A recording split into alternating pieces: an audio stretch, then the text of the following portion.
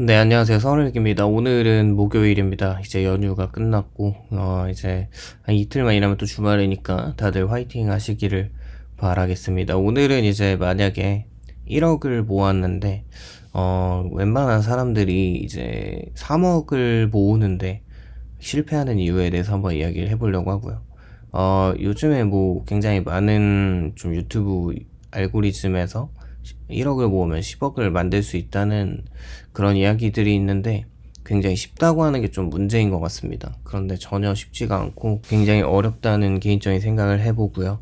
어쨌거나 1억을 모았다면 그렇게 10억에 집중하기보다는 3억까지 이제 목표를 재설정하고 그래도 좀 힘들거든요. 어쨌거나 그 길이 굉장히 힘든 이유에 대해서 한번 이야기를 해보려고 합니다. 먼저 직장인들이 1억 원을 모으는데 걸리는 시간이 소득 수준이나 저축률이나 투자 여부에 따라서 크게 달라지는데 현실적으로 생각해보면 긴 시간이 필요합니다. 뭐 예를 들어서 세후로 연봉 3천만 원이면 거의 한 300만 원의 세전 월급인 건데 그 생활비를 제외하고 1천만 원을 연간 저축을 할 수 있다면 단순 계산으로도 10년이 걸립니다.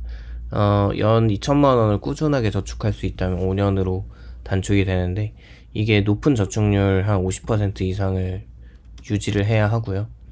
그래야 가능해지는 것과 대부분의 직장인은 주거비나 식비나 이 보험료나 경조사비 등 고정 지출이 크기 때문에 연에 1000에서 1500만 원 저축이 현실적인 범위이고 이런 경우에 6년에서 10년이 일반적인 1억을 만들 수 있는 구간입니다. 그래서 투자를 병행하면 기간이 단축될 수 있긴 하죠. 연 5%의 수익률로 복리 운용할 경우에 같은 금액을 저축해도 도달 시점에 1, 2년 이상 앞당겨질 수가 있고요. 다만 투자에는 항상 변동성이 따르기 때문에 중도 손실을 감내하지 못한다면 오히려 기간이 늘어날 수밖에 없습니다. 결국에 1억 원은 단순한 숫자 이상으로 직장인에게는 소비 통제 능력과 저축 습관이나 투자 역량이 동시에 검증되는 첫 번째 자산 축적 단계이고요.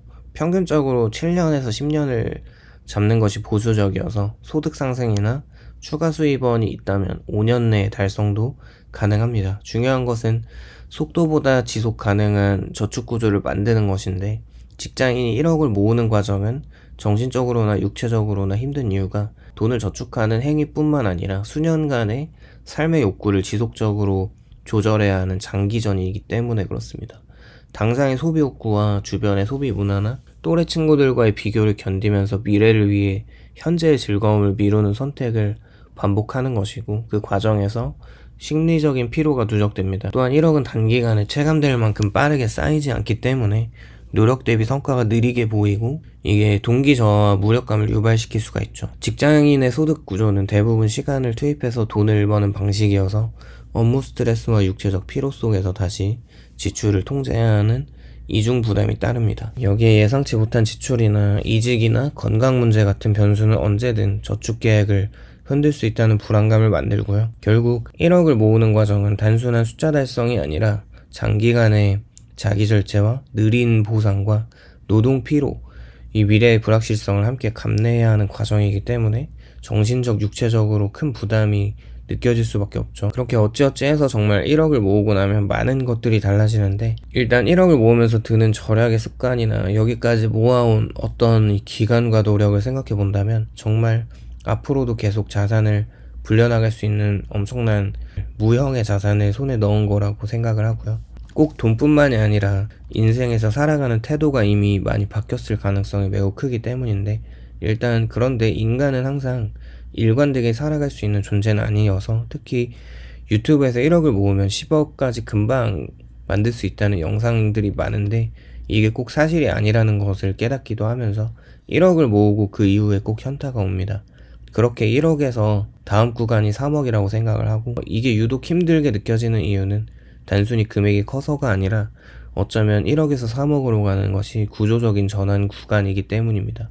1억까지는 저축과 절약과 근로소득 중심의 축적으로 도달하는 경우가 많지만 1억을 넘어서 3억으로 가려면 이제 단순 저축만으로 속도가 급격히 늘어집니다. 뭐 예를 들어서 2, 3천만 원을 저축을 해도 1억을 만드는데 몇 년이 걸리잖아요. 그렇게 생활비나 세금이나 예기치 못한 지출들이 끼어들면 체감 속도가 더 둔화가 되겠죠.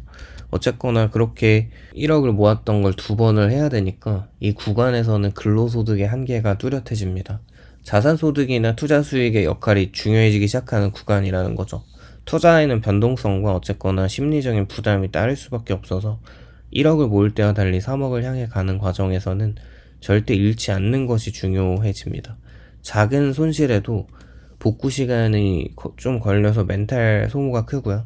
동시에 소비 수준이 조금씩 올라가거나 인생에서 결혼이나 주거나 부양가족이 생기는 이벤트가 발생하면 자산 증식 속도가 다시 둔화되고요. 결국에 이 구간은 노동 중심 단계에서 자본 중심 단계로 넘어가는 과도기이기 때문에 소득 구조 변화나 투자 역량이나 리스크 관리나 생활 통제까지 동시에 요구됩니다. 그래서 많은 사람이 1억까지보다 1억에서 3억으로 가는 길이 더 길고 답답하게 느껴지는 것이죠. 1억은 많은 사람에게 시작점이자 희망처럼 느껴지는데 3억으로 가는 과정은 현실의 벽이 선명해집니다.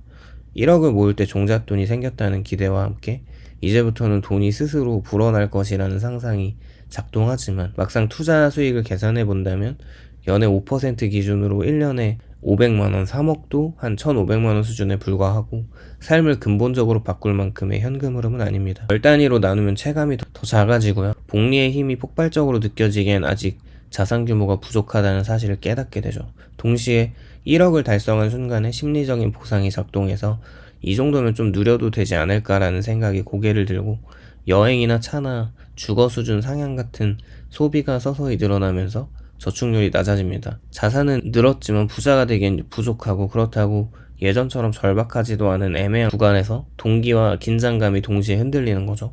결국에 1억에서 3억으로 가는 길이 힘든 이유는 숫자의 문제가 아니라 기대 현실의 간극과 체감되지 않은 복리나 그리고 미묘하게 상승하는 소비 욕망을 장기간 다시 통제해야 하는 심리적인 싸움이기 때문입니다.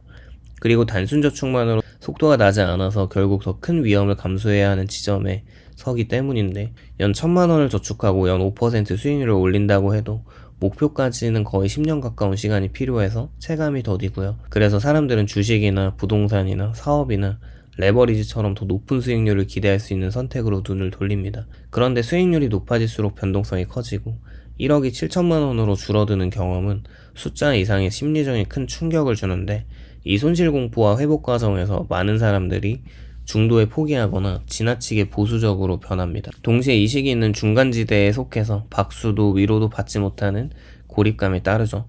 부자라 불리기에는 당연히 부족하고 그렇다고 예전처럼 절박하지도 않은 애매한 위치에서 노동은 또 계속해야 하고요. 생활 수준이 크게 달라지지가 않죠. 더 큰 문제는 노동소득의 한계가 명확해진다는 점인데 월급 상승이 제한적이고요. 세금과 물가는 올라가고 시간은 부족합니다. 결국에 자본소득으로 넘어가야 하지만 그게 공부와 경험과 그리고 리스크를 감당할 심리적 근육을 요구하죠. 바로 이 전환의 문턱에서 많은 사람들이 멈추고요. 그래서 1억에서 3억으로 가는 길이 유독 길고 고되게 느껴지는 거죠.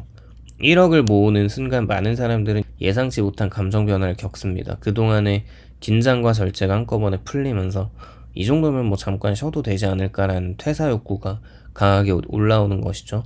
숫자가 아직 경제적 자유와 거리가 멀지만 심리적으로는 하나의 큰 산을 넘었다는 보상 심리가 작동합니다. 문제는 이때 퇴사를 결정하면 소득은 멈추고 지출이 계속된다는 점인데 생활비나 보험료나 각종 고정비는 그대로 나가고 쉬는 동안 그동안 못 쓴 돈을 쓰자는 보상 소비까지 겹치면 자산은 생각보다 빠르게 줄어듭니다. 투자 수익으로 버틸 수 있을 것 같지만 1억의 운용 수익은 생활비를 충분히 감당하기가 어렵죠. 시장 변동성까지 겹치면 원금이 훼손될 위험도 있고요. 결국 퇴사는 휴식이 아니라 자산을 잠식하는 기간이 되고 노동시장으로 복귀해야 할 때는 공백 기간에 대한 부담까지 더해집니다. 그래서 1억을 모은 직후의 퇴사 충동은 경제적 자유의 신호라기보다는 장기간의 피로가 만들어낸 심리적인 착시일 가능성이 크고요. 1억에서 3억으로 가는 구간이 유독 버겁게 느껴지는 이유가 자산이 커질수록 숫자 이상의 심리적 무게가 함께 커지기 때문입니다. 100만원을 투자할 때와 1억을 투자할 때의 감정은 전혀 다른데 금액이 커질수록 공포와 고민이 늘어나서 실행은 느려지고 결정에 피로가 쌓여 결국 좋은 기회를 흘려보내기가 쉽습니다.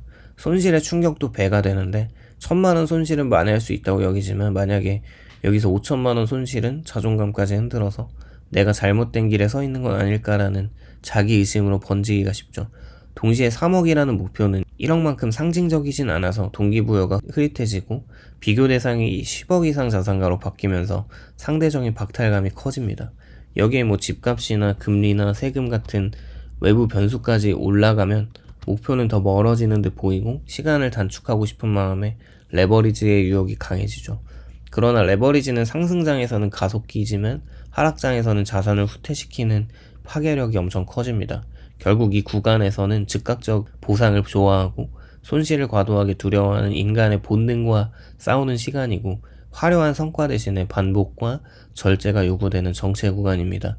눈에 띄는 변화가 없고 노력 대비 보상이 작은 것 같지만 꾸준한 투자와 공부와 소비 통제를 5년, 10년 지속할 수 있는 사람만이 이 벽을 통과할 수 있습니다. 그리고 바로 그 지점을 넘어서야 비로소 수익이 다시 수익을 만드는 자본 가속 구간이 시작이 되죠.